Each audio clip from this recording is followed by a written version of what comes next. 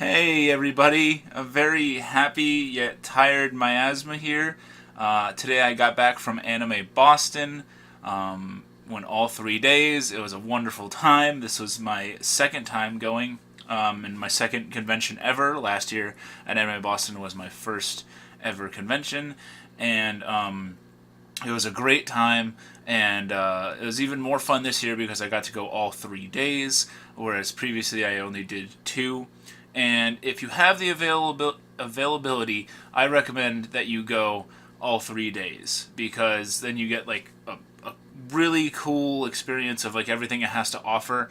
And for me, you knocked out a lot of your shopping on Friday, the first day, and then I got pretty much what I wanted to buy out of the way, and then the rest of the time I can go to like cool panels and like autograph sessions and stuff like that. And if you're kind of iffy on going to a convention, I was too for like a long time. I'm not the most social person in the world. I could talk in front of a camera, and that's easy. But going out and meeting other anime fans can maybe be a little taxing on you. I get it. Do it. You're gonna have tons of fun because it's like the one weekend a year where I'm surrounded by people that have either the same or like a similar hobby to me, and it's a great time. And yeah, I mean, without further ado, let's just get to what most of you want to see. I'm going to show you my haul, and then I'm going to discuss afterward, for those who care, kind of everything else that I did at the convention itself. So in terms of, I guess we can start with manga. So just sort of like backfill of a collection that I already have. If you saw what I got in my haul last year, you know that I'm a big Watamote fan. And so I have the first 8 volumes, so I picked up 9, 10, and 11. And if you've never heard of Watamote, it's, no matter how I look at it, it's you guys' fault I'm not popular. It also has like a 12 or 13 episode anime series that I reviewed on this channel. Go check that out. And I really like Watamote. It's really cool. And I knew they had come out with more volumes since I had last purchased any. And I just wanted to catch up, and I saw these on like the end of some rack because they're because it's like by the I think they had put it by the W's because most people know it as Watamote. So yeah, I saw it at the end of the rack, and I was like, I had written down on my phone what volumes I still needed. So that was cool. It was like some cool like backfill for my collection. In terms of something new. I'm a big fan, and I think I've talked about it on the channel before, but of a manga, one second, called Happiness by Shuzo Oshimi. And if you haven't read Happiness or haven't even heard of it, it is great. Like, I don't want to make this whole video about it, but it's really good. It's a realistic, as realistic as it could be, vampire manga, and this guy's art is so cool. Like, just, I don't know, I love the way it looks. I love the way characters are detailed. And this guy, Shuzo Oshimi, if that name sounds kind of familiar, it's because previously he had a work called Aku no Hana, or The Flowers of Evil, and that got a whole lot of attention, way more than I think this is getting. And I really like this. So, why not pick up Aku no Hana in the omnibus versions? And there's only 2 out right now, but I got the first 2 while at Anime Boston. So, there's a 3rd one coming out soon, I believe in like the next couple months, and I don't really know much about the plot or anything of The Flowers of Evil, like vague stuff, and I know that there was an anime a couple years ago that they rotoscoped and kind of fucked up with the animation, so I'd rather like read the manga first, and I love this guy's art style, so I feel like, I know it's probably going to be a different type of story, but I'm hoping that like to an aesthetic approach, I like Flowers of Evil even half as much as I really love Happiness. Go read Happiness, and I'll tell you in a couple months if you should read Flowers of Evil. But that was it for manga. Didn't pick up too much. Anime, I also did not pick up a ton of stuff, but what I did, I feel like I'm going to be super proud of on my shelf. First was The Slayers. This is the first 3 season box set. And this is something that my friends on Discord have recommended to me for like a while now, and I've heard from several people that, hey, Miasma, given your taste and what you kind of like, and even like your sense of comedy, you have what action you like, you really like the Slayers. And I've heard that so many times, and I saw it for sale in one of the booths. Now, I will say this. Let me warn you about the convention. If you've never been to a convention before, don't go thinking that the stuff's going to be like cheaper than what you can do on like Amazon. Amazon's going to be always a better deal. In fact, it is a better deal for this. Not going to lie. I spent more on this than I would on Amazon, but it's convenience of having it at the convention. And if you don't buy stuff at the convention, why is the convention going to bother keeping going, I guess? So it's sustaining the industry a little bit. Those vendors' industry, of course. But it was just convenient to have it there, and I wanted to make a haul video where I had something. So, that's why you're watching this, is because I spent money. The other piece that I got is Mermaid Forest. And I should have had a better introduction to it than that. But if you've never heard of Mermaid Forest, and I don't even know if the camera's going to focus on that. If you've never heard of this, I don't really blame you. Because, I have barely have, and I'm a big Rumiko Takahashi fan. Takahashi is the mangaka of Inuyasha and Ranma and Urusei Yatsura and a lot of really, really long shows. This, not so long. Only 13 episodes, I believe. And from what I have read online, it is sort of like a dark fantasy take on the lore of mermaids and I guess I don't know if it's something about mermaids have the key to immortality or something, and I'm sure that these two have some kind of romance involved. But yeah, this was pretty expensive, but it's the only copy of it I've ever seen in person, and I don't even know. I should have checked this before making this, but I couldn't find it on my phone. If you can actually get that on Amazon or something, but probably not for a better deal. I spent $100. That was $100. The Slayers, this was I paid $58. You can get this for $32 on Amazon. But I paid $50 for that, and then Mermaid Forest. I keep almost saying Mermaid Saga because I believe the manga is called Mermaid Saga. Mermaid Forest I got it for $100.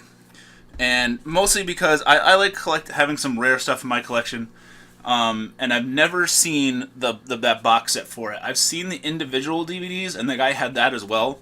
But I like the box sets. It's cool to have it in kind of just one set, and it looks cool. And it's Rumiko Takahashi, and it's something that I could watch and hopefully really enjoy.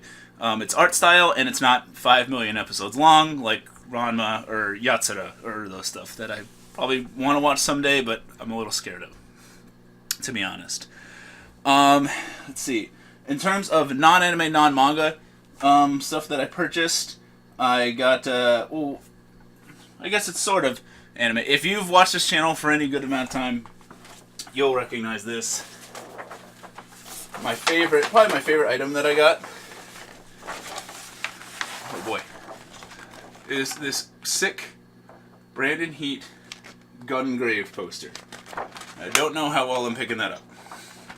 But Gungrave, one of my favorite, most underrated, and God, I love the detail of the art in this. It's so freaking cool. I love it so much. And it's Gungrave, and it's badass, and it's beyond the grave, and it is so cool. I'll tweet out a much better picture of this. Follow me on Twitter, by the way. But if you don't know what Gungrave is, watch Gungrave, and it's this cool shoot 'em up gangster kind of lots of guns and stuff anime. And if you like Trigun, you'll probably like Gungrave. Personally, I think Gungrave is better, but I'm not trying to start any fights here. But yeah, so I found a Gungrave poster, and the funny part about that is that the guy selling those posters, right, had an ocean of different stuff. We're talking he had Evangelion stuff, he had Hunter x Hunter stuff, he had some Urusei Yatsura stuff, I'm trying to think, Attack on Titan, Full Metal Alchemist, Spice and Wolf, but just all these popular shows, or shows that at least have a cult following. I mean, there's people that like Gungrave, but not many. Like, I never thought I would see Gungrave merch, and to be honest, that's the only piece of Gungrave merch that I saw at the entire convention, as it just slips on off screen onto the floor. But that's all right. We'll fix that later. But yeah, so it was the only, I was just like browsing through. Like I didn't look at all the posters either. I was just in one pile of posters. He had them on this like rack thing, and as I'm going through, I'm like, all right, this is some Studio Ghibli movie. This is an Ava one. It's cool, but I don't want it. And then behind all that was just this one Gungrave one for way cheaper than the others. I got that for $30. Usually they were like, I would say anywhere from like $45 to like and then some of the bigger posters like $200. This one was $30. I think because the guy, knew. I mean, he's probably not going to sell Gungrave, and I probably made his day for getting rid of this thing that nobody else wanted. But watch Gungrave. It's a really good show, and I'm so happy that I have that poster now. These next few things. Oh, and I had forgotten. I just noticed that I forgot a piece of manga as well. But these aren't actually from anime. They're just from the artist room. So there's an artist alley at Anime Boston, and they allow for like a lot of like obviously artists to sell a lot of their stuff. And I got these two. This one of the posters that I got. I'm a big fan of like angel art, and especially like fallen angel art. I think is really, really cool. So this was interesting. And usually what those people do is they sell like, you can get different size posters or like a play mat or something, like mouse pad kind of stuff. Unfortunately, he didn't have. He didn't have these two, and obviously this one's like vertical. So I wanted a new mouse pad, but he did not have either of these in mouse pad form. And but I really liked how it looked. So I was like, I'll get the posters. And I got these on Sunday, the last day. On the last day, he had a deal that was, you can get like two of these posters, almost like buy one, get one. I think like it was like one, and then the other one was like $5 or $10 or something. And I believe that they were like 20 each initially. So pretty good. You'll find some deals at the convention. And then in terms of a new playmat that I'm probably going to use as my mouse pad from now on, this was literally from the artist next to that the first guy. I don't know their names on here. I don't even know the company or whatever. But I do know they make really cool art, and I really need a new mouse pad because I'm still currently using a Yu-Gi-Oh! Dual mat, by the way. So now I actually have a cool looking mouse pad playmat thing. So there's that, and now we'll get to what I was really stupid about and didn't mention. I got the Nausicaa manga. Probably should have like led with this. Man, that glare's gonna be crazy. I'm sorry. So I got the Nausicaa of the Valley of the Wind manga set. This might shock some people. I've never seen Nausicaa. I've never read Nausicaa. I've seen some Ghibli movies, not all of them. I like Hayao Miyazaki, but I know next to nothing about this, so I'm super, super interested in being, I think, one of probably a select few that got to read this story first and then experience the film, because I know that there are some differences, and I know the movie does not cover everything that this does. And this is a very, very highly praised manga, so I really want to read through this, then I'll watch the film, and then, probably share my thoughts on it. But I'm super happy to have this box set, and it's fucking beautiful, and, I'm not really surprised from Mr. Miyazaki that his stuff is beautiful. And this wasn't, I already had these two last things, but these were Blu-rays that I had signed. Was first I had met Stephanie Shay. She did a panel and an autograph session. If you don't know, she's the voice of Eureka, which is why I had her sign at Eureka 7. She has a whole bunch of stuff. Just look her up on Wikipedia, I guess. So yeah, I got her autograph, and I also got they had the Inuyasha, the Sunrise staff, like the production staff that made Inuyasha, and they also made Gundam Wing. It's going to be a whole bunch of Japanese names that I'm going to butcher, so I'm not even going to try. But they also had Kaoru Wada, who is the musical composer for Inuyasha, as well as D. Grayman and Ninja Scroll. And he's a really big, famous composer. And anything that is Inuyasha, series, like OVAs, films, final act, all that jazz, Kaoru Wada did the music for all of it. And he had said, they did a panel, and he said that he had written over 200 Inuyasha songs, which is pretty nuts. But yeah, so that was really cool. So that's pretty much everything that I got. So if you're only interested in the haul part of this video, I'm sorry that I kind of goofed up and I didn't show Nausicaa until the end. But I'm really tired and I don't want to restart filming this again. But now I'm going to talk a little bit about the con itself and what I would recommend and maybe warn about. So, by the way, if you just watched that the haul part, please subscribe, and I'll see you next time. Bye. So if you're still here, cons are great. Do not be nervous to go. I'm not a super outgoing person. I could talk on camera a lot. That's easy. I can ramble for sure. But I am nervous a lot to meet new people and, to expose my fandom for a lot of nerdy things.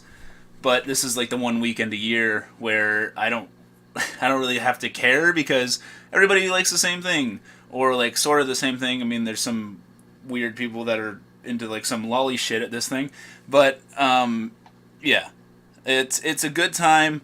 You can buy shit. I would say be careful though because it is going to be kind of pricey if you're just looking to break open your wallet and get some anime and manga.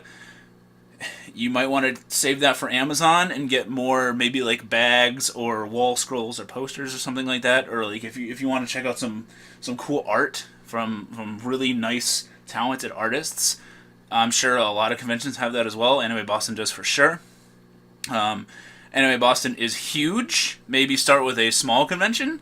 But, I mean, it's still not, like, because there's so many people, I think that is also a good thing because you get to see so much cool cosplay.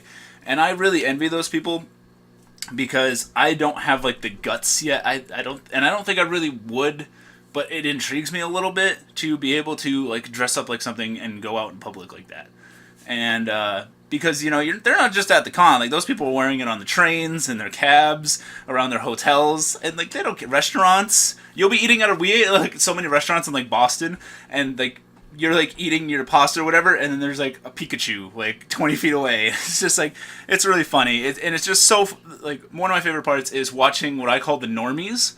The normal people that live in Boston have to like walk around like this like people like dressed as like Master Chief and or like dressed up like just a Gundam, like all this like Yugi from Yu-Gi-Oh, all this like really cool stuff that you could tell for a lot of the cosplays that those guys put a lot of effort in, and much respect to those guys.